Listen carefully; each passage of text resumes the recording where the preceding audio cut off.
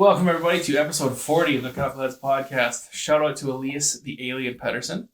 My name's Justin, joined by my co-host, Mr. Wes. Wes, let's talk about some Canucks.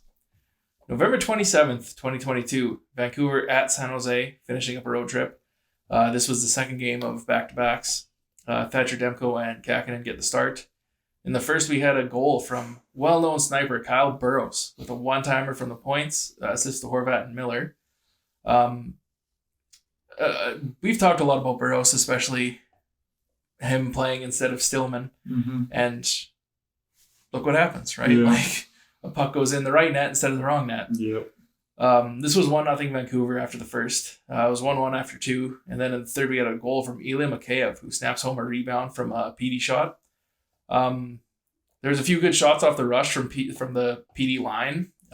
Assists to PD and Kuzmenko on this one. They're just kind of causing a lot of chaos on this one. Then we had a goal from Elias, the Alien Pedersen, with just a great effort from Mikheyev to poke a puck to OEL. He throws a wrist shot on net that PD tips in, so assists to OEL and Ilya Mikheyev. This was 3-3 after 3, so we're going to overtime in this one. In overtime, we had a goal from Andrei Kuzmenko on a breakaway. Great pass from JT Miller to send Kuzmenko in on a breakaway. Assist to Miller and Hughes. Hughes was on the bench on this one. I actually thought it was Hughes that made the pass initially just because it was so good. Yeah. And he was in the defensive zone too. So Canucks win this one 4-3 in overtime. The predictions. Wes, you said 4-2. I said 4-3 for the Canucks. So I nailed it, except for the overtime part. And it's funny because you did text me and say that you nailed the prediction for that game, literally word for word what you said happened, which is kind of scary. Yeah, it was pretty chaotic in the third, so don't ever question that. We know our Canucks. So starting off the win right, good Sunday night win there. Next, November 29th, Washington at Vancouver. Spencer Martin and Darcy Kemper get the starts. The Canucks paid tribute to Borje Salming before the game. Which was nice to see because, again, that's a big impact on a team that has brought in a lot of good Swedish players. Yeah. In the first, we had a goal from Niels Hoglander with a power move from the corner. Goes cross crease with a backhand and puts it past Kemper. Assist to Miller. The Canucks needed this goal because it was all Washington up at this point. I thought maybe this was going to be kind of the momentum-changing shift that they needed. Spoiler alert, it wasn't at all. This was 3-1 Washington after the first. This period was all Capitals. 4-1 Washington after 2, 5-1 loss. This whole game just felt so uninspired. Yeah. Like the Canucks were just completely uninterested in this one. Yeah. Elias Pettersson was -5 on the night, which is not a shot at PD. It's just something that sticks out. Obviously, all 5 goals weren't his fault. It's just something that you rarely ever see. I think that's the first time we've ever seen that. So yeah, and he's been so good. He's been our best player. Yeah. Besides both scoring all those goals, PD's been the most well-rounded guy this year. Yeah, this wouldn't be something I would read into. It's just a kind bad of stat. Yeah. I said the Canucks were going to win 3-2. Wes said they were going to win 3-5 or 5-3. So. Had that one backwards, didn't I? Weren't right on this one at all. Then, December 1st, 2022, Florida in Vancouver. Henrik and Daniel Sedin and Roberto Luongo were all celebrated for, it was the Hall of Fame night, so obviously they were inducted into the Hall of Fame a couple weeks before. All the players for the Canucks wore 22, 33, or 1 in warm-ups to honor the Sedins and Roberto. Demko and Spencer Knight got the starts. Besser and Hoglander swapped lines. Stillman was back in for Burroughs, so the hand grenade pairing was back in full force. Poor choice by Boudreau there. I think just because the team got waxed by Washington, he's just trying to do something, but we've seen multiple times that that's not the right choice. No, and Burroughs is an energy guy. Why would you take an energy guy out of the lineup when you need energy? It doesn't make much sense to me. Especially for a guy who's going to turn pucks over and not do much defensively. Kill the momentum. So in the first period here, Thatcher Demko leaves the game at the end of the first. I believe there was like 2 minutes and change left to go. Demko was the only and best Canuck He looked amazing out of the gates. He was so good. He was making amazing saves. The shots were 18-8 after the first period in this. And that's the thing. Like, they scored 3 quick ones, but it could have been 6 quick ones. Yeah. Like, Demko looked great, and we just hung him out to dry. Yeah, the Panthers scored 3 goals in 59 seconds. None of them were Thatcher Demko's fault. No. The first one is just an unfortunate play. Dakota Joshua breaks his stick, so he goes to get a new one, and Luke Shen doesn't notice and throws a pass to where he thinks Joshua's going to be. So just gives the puck to the Florida defenseman and finds Matthew Tkachuk in the slot, and it's arguably their most dangerous player. So and the goal he got hurt on, the Canucks gave up 3 grade A chances before Demko finally got hurt and the puck just got poked in. And that's why I kind of blame the players for getting Demko hurt, because if you guys would have been on top of that and he wouldn't have had to make those 3 saves, he potentially might not even be injured. Yeah. So it just really, really sucks. Riley Stillman just doesn't know how to take a man, just got caught puck watching, and there goes your starting goalie who looked like he was figuring things out. Yep. Every Canuck owes Thatcher Demko an apology on that, 100%. Outside of Spencer Martin, obviously. Yep. This just sucked so much. He really did look so good. And the Canucks just weren't generating anything. It's so frustrating how this team played a good game against San Jose, 2 great games against Colorado and Vegas, and then just disappears. Yeah. So uninterested in playing. And that's why my goal predictions for these games were us winning, because I felt like, what a good road trip. Yeah. Now we're going to come home and be dominant. Polar opposite happened. Yeah. So this was 3-0 after 1 for the Panthers. Started the second. Hogs was back with Bo and JT. Which is the right call. Yeah. JT Miller, Radko Gudas get in a fight. Miller responds to Gudas hitting Hogs. Good scrap. Yep. Nothing major, but good on both guys. Yep.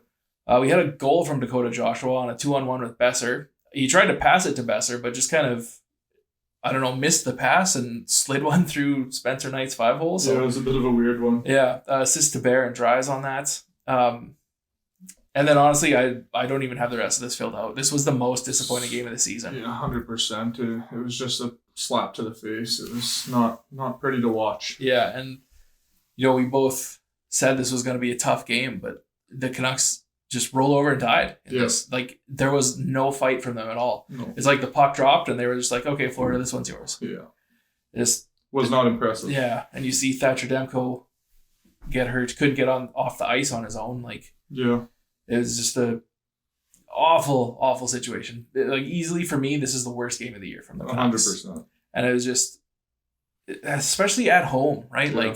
I don't know what the deal is with this team. It's like they get home and they're just like, okay, wins are easy here. We want people to throw jerseys on the ice at this point, because especially in that Caps game, man, it was hard to watch. It was just what are we doing? It was just terrible. And we've talked about this before. Canucks home games don't start till 9:00 for us. So we're up till 11:30 on work nights. Watching that. It's awful. Yeah. It sucks so much. I can handle them losing. If they fight hard. Just show up to the game. Yeah. It's embarrassing. Yeah. Then December 3rd, we had the final game of the week. Arizona was in Vancouver.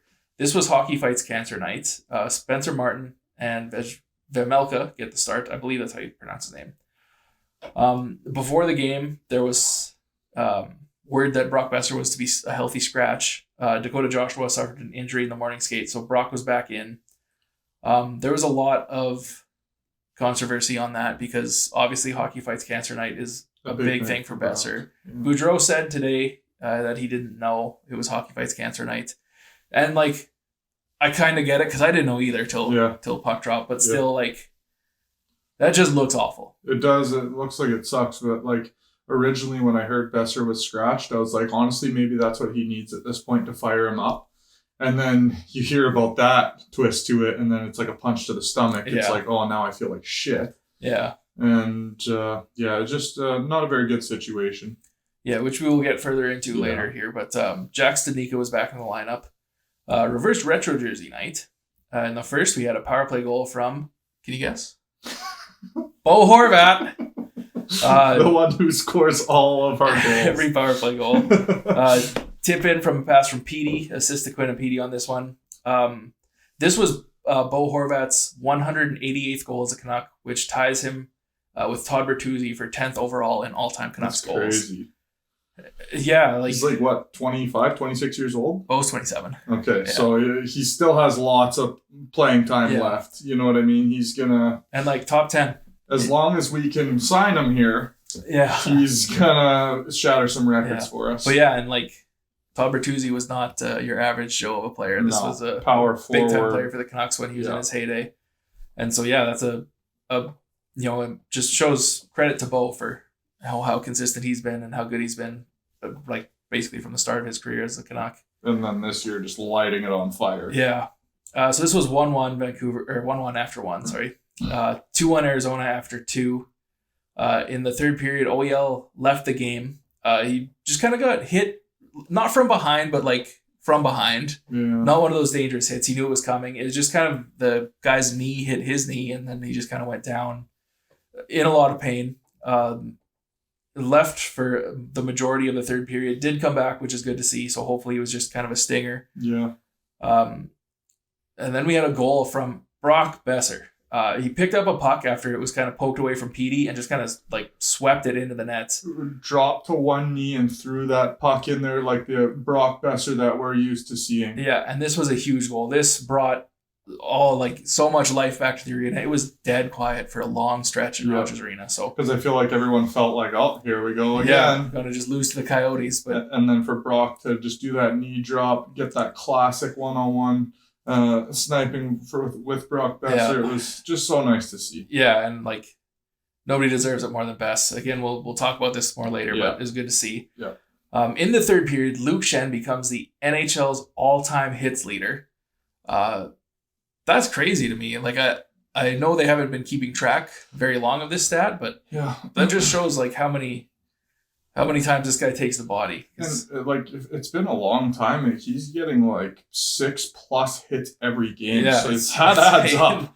I heard there was one of the reporters was talking about they were chirping Luke Schenn because he only had 2 hits through the first 2 periods or something in one of the games, and he's taking it easy tonight. But just congrats to Luke Schenn.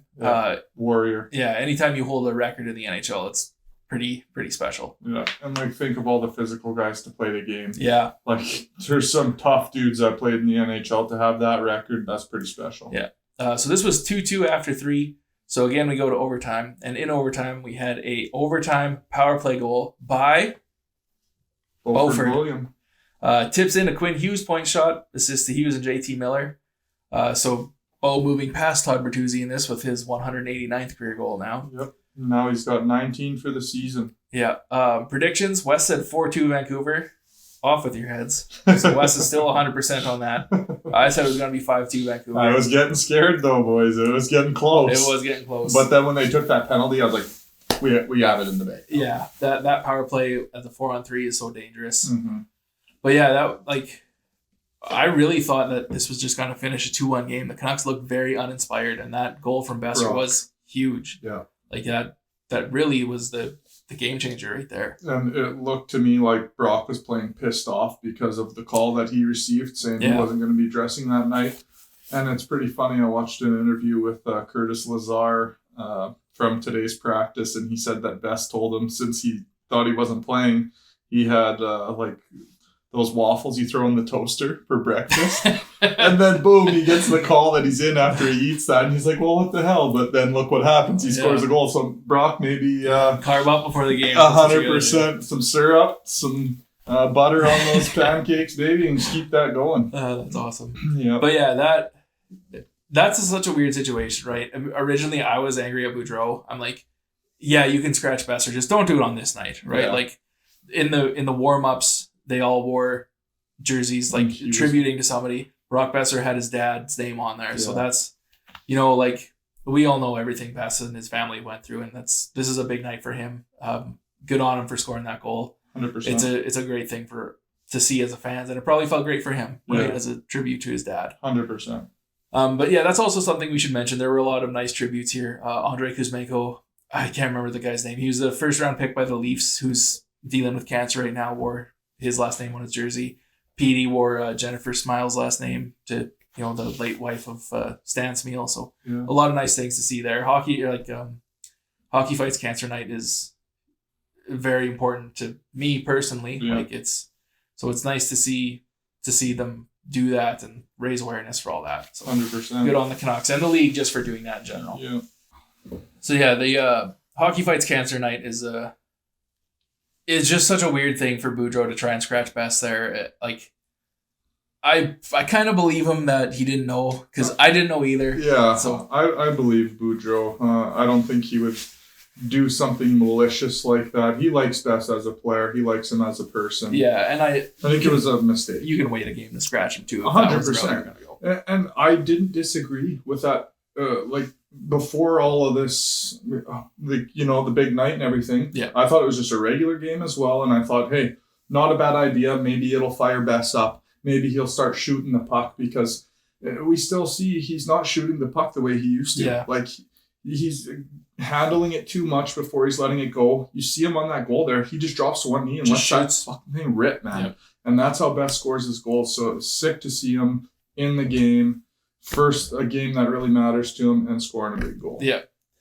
So we're going to go over some news here. November 28th, 2022, the Canucks announced that Jack Rathbone and Vasily Podkolzin have been assigned to Abbotsford, which we talked about last week.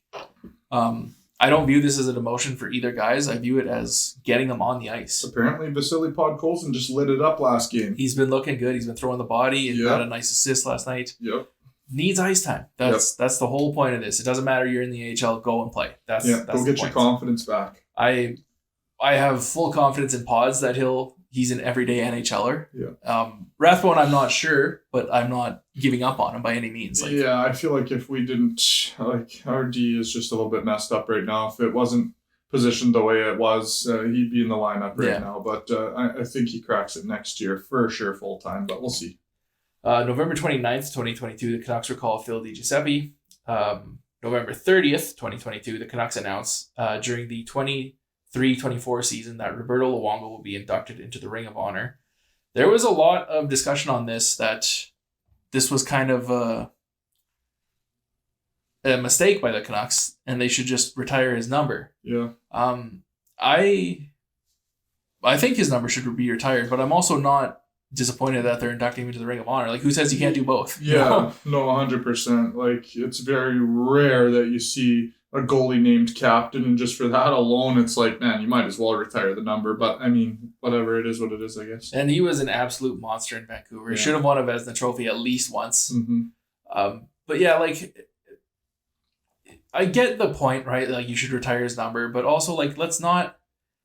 It seems like everything with Luongo, there's always that grain of salt, kind of the Canucks don't do it right. Mm-hmm. Let's just honor the guy for his amazing career. Let's all just enjoy Roberto Luongo and be happy for him for this. Instead of throwing shots at certain things. Yeah, we're not taking shots at Luongo. It's just because his name is involved. It always seems like there's that but so let's just appreciate him for everything he did and celebrate the greatest goalie in Canucks history. Yeah. November 3rd, 2022, Phil DiGiuseppe was reassigned to Abbotsford. So poor guy. Just coming up for a day. December 2nd, 2022, the Canucks recall Colin Delia on an emergency recall due to the Thatcher Demko injury. December 3rd, the Canucks announced that he's out roughly 6 weeks. Looked kind of like a hamstring. I don't really want to speculate, but that's kind of where he was grabbing. I was glad that it didn't look like the knee, because it definitely looked like he was grabbing. Yeah, behind his leg. Yeah, and I was like, that's way better than the knee for a goalie. The knee stuff is scary for goalies. Yeah, so. Yeah, that's the foundation of your whole positioning, right? Yeah. So, they just had lower body injury, right? So we'll see. Hopefully, it is just maybe pulled a hamstring or something, but. Yeah. 6 weeks honestly seems like kind of a long time, but shorter than I was expecting. Yeah, I'm glad that it's not any longer than that, because we're gonna need him. Yeah, so Thatcher, we wish you a speedy recovery, and hopefully it goes as good as possible. 100%. December 3rd, 2022, the Canucks announced that they had given Brock Besser's agent permission to seek a trade after the scratch. Besser said in an interview that it hurt to find out he was scratched on Hockey Fights Cancer Night. He said it hurt a lot. You saw after he scored that goal, he was getting emotional on the bench. This was a big deal to him. Yeah. And like this is pretty massive news for us, and probably like we'll just take time out here just to discuss Besser specifically. If he does get traded, and I hope he doesn't, no matter where Besser plays, I'm going to be a fan of his. I'm always going to be cheering for him. I got 2 jerseys for a reason. Yeah. I love the guy. He's like a great human being. He's been through so much, him and his whole family. Like, I hope a trade doesn't happen because I do believe in Besser, and I do know he's a good player, right? Like we saw it in his rookie season. It's kind of disappeared, but I feel like that confidence is still there. He's went through so much shit, man. Like the back break incident with the boards being open. The wrist injury. Just so much stuff happens to this guy. It's just like one bad thing after the other. But you'd have to think, hopefully all the bad luck is out of the system. Yeah. And hopefully now he can start really rolling and build off of that goal he scored last night. Yeah. I really believe in him, but it was like me and Justin were saying over text, like, if he does end up going to another team, I bet he's going to just light on fire. Yeah. And hopefully he does that for us. Yeah. It doesn't have to go anywhere, but I mean, we know his potential. We know what he's capable of, and he's a true goal scorer. Yeah. And, we can say we hope he doesn't get traded, but like if it does happen, like even if he goes to the Bruins, I'm going to cheer for Brock. Still be a fan of him. Yeah. 110%. He's a class act of a person, and someone I don't think you just like ship out of your organization. No. I think that's why they've had such patience with him. They know what he's going through. You know what I mean? They know he hasn't had it easy. So, like with the injuries and all the personal stuff, and so they've stayed patient with him. And I hope we continue to stay patient with him because I think he can turn it around. Yeah, and it was Elliot Friedman that broke this news. So pretty trusted source there. Yeah. You've seen before, right? Like guys will ask for a trade, and then they kind of get on a roll and you can work things out. Yeah. I hope that's the case here. To me, like, I know he hasn't been rolling, but, hopefully you can play him with a good playmaking center or something, right? And, give him a chance to light it up. But hopefully that goal last night against the Coyotes is kind of what does it. And he just, gets the weight off his shoulders and he can just go play hockey. Yeah. That's the biggest thing. What I found kind of funny about it too is his line was kind of in the middle of a line change, and that's why he ended up on the ice with Petey and Mikheyev. But look what happens when he gets paired with players like that. He scores his goals. I don't like him on the third line, but I get why he's on the third line because his game's not going.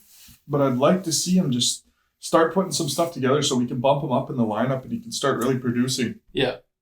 Yeah, so no matter what happens with Bess, we love you. Yeah, we're always fans. We're always cheering for you. And, we always got your back, Bess. Yeah. Then something else we want to talk about here. There was a video that the Canucks put out too, with JT Miller and his wife Natalie, and it was about the Save Your Skin Foundation. Natalie Miller, her mother Janet passed away from metastatic melanoma September 8th, 2022. It's a form of skin cancer, I believe. I know melanoma is. I don't know what metastatic melanoma is. So just another, nice thing the Canucks are doing to try and raise awareness. And the link for this video will have the Save Your Skin Foundation website listed. You can go just, like, if you want to donate, you can do that. Or if you just want to go get info, do that.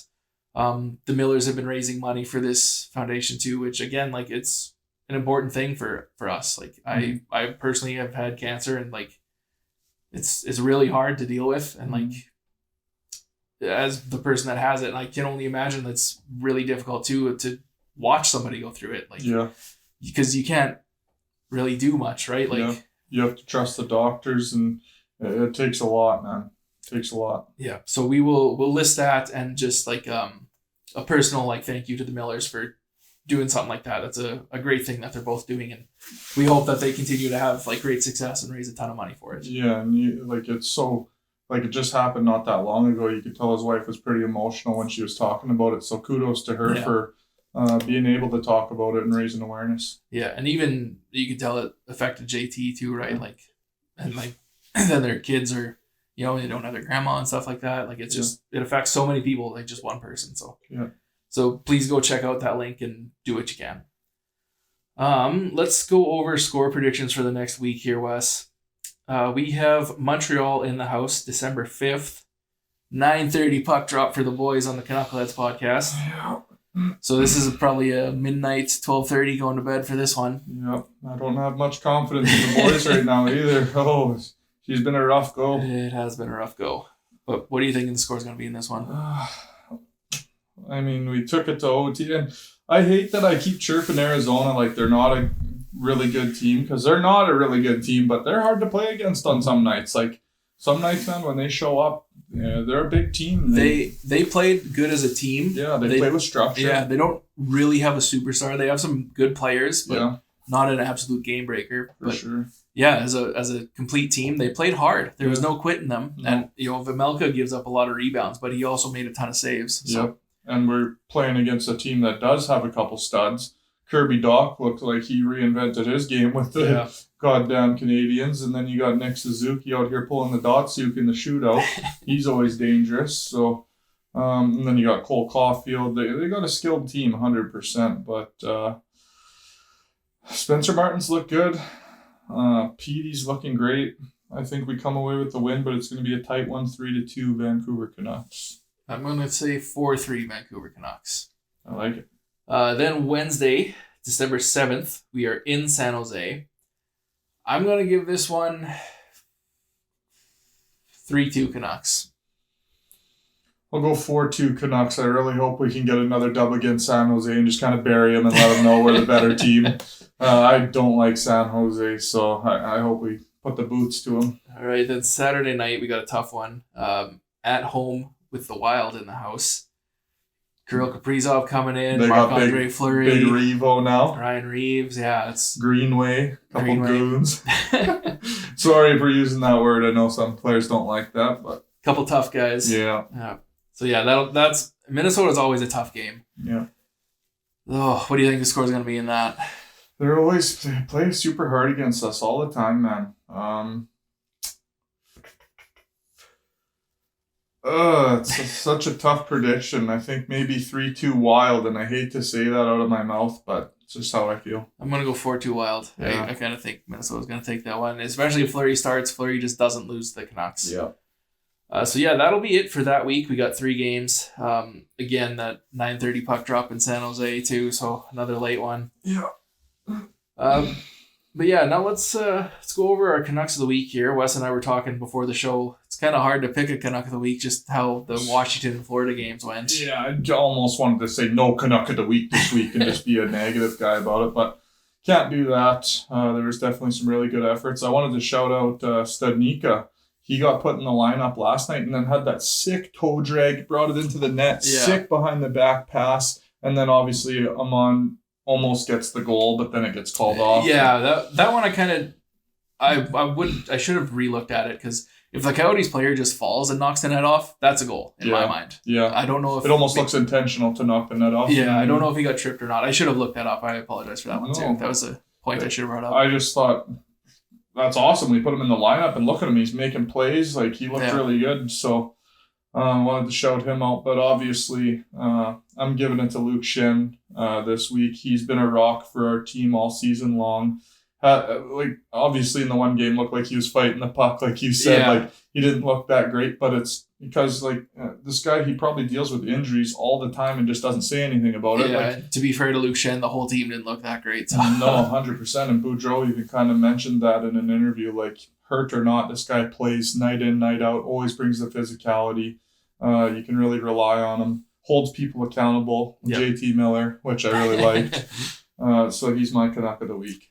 I'm going to go with Bo Horvat. Nice. I was thinking about EP40 too, but... Yeah, good week by Petey. Bo just continues to have an amazing season. I believe he's on pace for still 56 goals. It's ridiculous. Obviously, ties Todd Bertuzzi, and then in the same game passes Todd Bertuzzi, so sits alone as the 10th leading goal scorer in Vancouver Canucks history. Yeah. Not a minor accomplishment.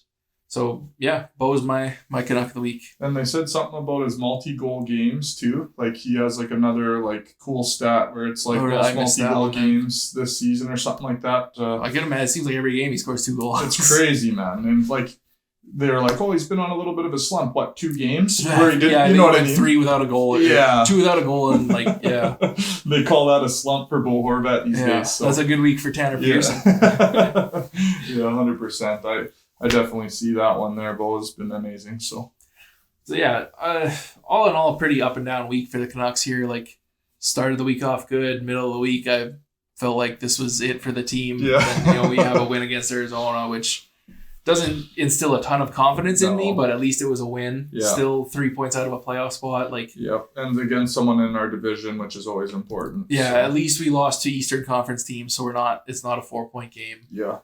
Still, you want to see that bite in a home game, right? And that's part of the thing that even the players are saying in the interviews is we want this barn to be hard to play in. We want teams to come in here and be like, this is going to be a tough game. And when 2 teams just come in and kind of steamroll you. Oh, yeah, absolutely. And then now we're a layup. That doesn't feel very nice as a club. You don't want to feel like that at all. Yeah. So we definitely have to step up the effort big time. Yeah, JT Miller said after the Florida game that they should be embarrassed. Yeah, and he even said, myself included, he didn't throw anyone under the bus. Yeah, the whole team should be embarrassed by that one. And the Capitals game.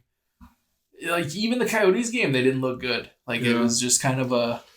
They were kind of fighting it a little bit, but we ended up coming out with it. It was kind of a muggy game that they just toughed it out and were lucky enough to be on the winning side of that. Yeah. But yeah, this is never a dull week in the land of the Canucks. It seems like, we can never come in here and be like, fuck yeah, the Canucks steamrolled everybody. It's well, they won and they lost, and the losses were pretty embarrassing. Even the win was kind of embarrassing. Yeah. So. Well, and it's funny too, because we know the skill that this team has. So to see efforts like that, it's just super disappointing. Yeah, just to come out absolutely flat. Yeah. And especially when they played good. Yeah. It doesn't make any sense. Yeah, there's some mindset that changes when they get home. Yeah, it's are you too comfortable in your satin sheets or what's going on here? Maybe it's time to start staying in hotels in Vancouver. 100%. If I was Boudreau, I'd test it out. Be let's get some cots at Rogers Arena. 100%. You boys crash there. Slumber party. Yeah, that's pretty much going to wrap up this week's episode. Like we said, it's always an interesting week in the realm of the Canucks. Crazy that we're in December already. I don't know where November went. Time's flying. And just how fast the season's going by, too. We're already a quarter in, and it's just as crazy as it always is. Yeah. I want to say thank you to Wes for battling through this episode. Wes is not feeling great. His arms are a little wonky, too, kind of trying to get too swole too fast. So. Yeah. But, thank you, Wes, for toughing this one out. Yeah. And, if you like the video, please subscribe to the channel, the Canuckleheads podcast. Check out, you can find the podcast anywhere this podcast, Spotify, Apple, anywhere. And thank you for watching. Wes? Thank you, my friend. Another one in the bag.